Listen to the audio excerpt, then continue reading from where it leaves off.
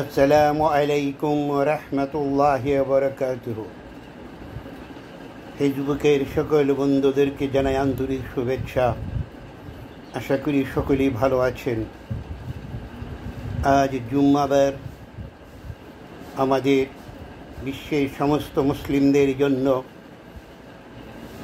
যারা হজ করার ক্ষমতা রাখে না তাদের জন্য আজকে এটা একটা ঈদ বা হজের মতো। এখানে সবচেয়ে গুরুত্ব বিষয় হলো জুম্মার দিনে অনেকে ফেসবুকে বলেন জুম্মা মুবারক।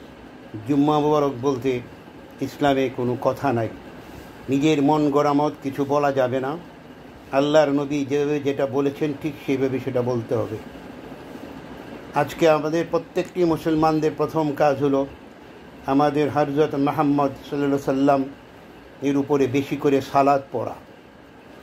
যে যত বেশি সালাত পড়তে পারবেন নবীজির তত কাছে থাকতে পারবেন পরকালে।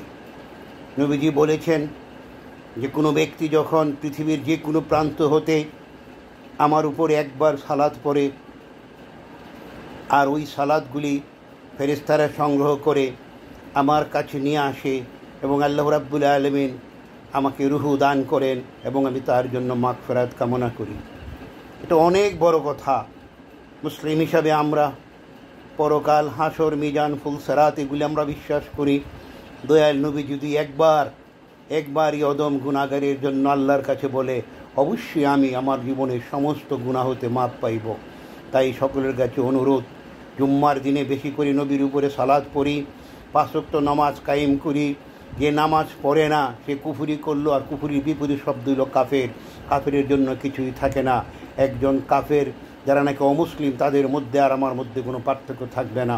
আল্লাহ সবাইকে নামাজ পড়া তৌফিক দান করুন। এই বলে আমি আমার বক্তব্যটি শেষ করলাম। আসসালামু আলাইকুম রহমতুল্লাহি ওয়া বারাকাতুহু।